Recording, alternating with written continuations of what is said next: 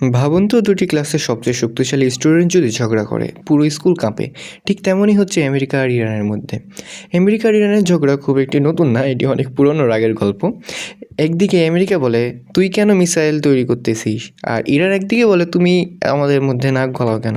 তারপর শুরু হলো সাংঘাতিক হুমকি, নিষেধাজ্ঞা আর মাঝে মাঝে মিসাইলসও। আচ্ছা, ধরা যাক তোমার প্রতিবেশীর সাথে তোমার খুব একটা দ্বন্দ্ব লাগছে। এমন দ্বন্দ্ব লাগার পর তুমি দেখতে পেলে তোমার প্রতিবেশী একটা AK-47 গান কিনলো। তাহলে তোমার তো স্বাভাবিকভাবে তোমার তো ভয় লাগবে যে যে কোনো সময় আমাকে উড়াই দিতে পারে। তুমি কি করবা? একটা পুলিশের কাছে বা জিডি করবা যে দেখেন ওর কাছে AK-47 আছে, আমার সাথে আর খারাপ সম্পর্ক, যে কোনো সময় আমাকে মারতে পারে, তারও তো কোনো গ্যারেন্টি নেই। সেম বিষয়টা হয়েছে ইসরায়েল আর ইরানের ক্ষেত্রে।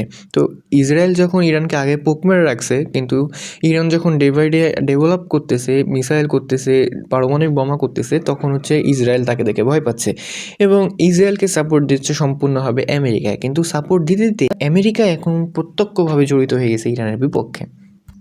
এখনও অনেক মুসলিম কান্ট্রি আমেরিকার সাপোর্ট নিলেও নিচ্ছে না ইরানের সাপোর্ট, শুধুমাত্র তাদের স্বার্থের জন্য। তবে কিছু কিছু ছোট দেশ এবং ইহুদি দেশ, যেমন হচ্ছে স্পেন, আমেরিকাকে প্রত্যক্ষভাবে কোনো সাহায্য বা পরোক্ষভাবে কোনো সাহায্য করবে না বলে জানিয়েছে। মুসলিম কান্ট্রি হিসেবে বাংলাদেশও ইরানের পাশে দাঁড়াতে চায়, তবে কিছু কিছু মিডিয়ার কারণে তা সম্পূর্ণ হয়ে উঠতে পারে না, কেননা এদেশের মিডিয়াগুলো আগের মতো তালবাহানা শুরু করে দিয়েছে। বাংলাদেশের কিছু নিউজ দেখলাম, তার মধ্যে উল্লেখযোগ্য, 14 বছরের শিক্ষা জীবনে একদিনও ক্লাস মিস করেননি বিশ্ববিদ্যালয়ের ছাত্রী তাসমিয়া। নিজের শ্বশুর ঘরে চুরি করতে গিয়ে ধরা পড়ল এক যুবক। ভাই, এদের গালি দেওয়ার ভাষা হারিয়ে ফেলেছি।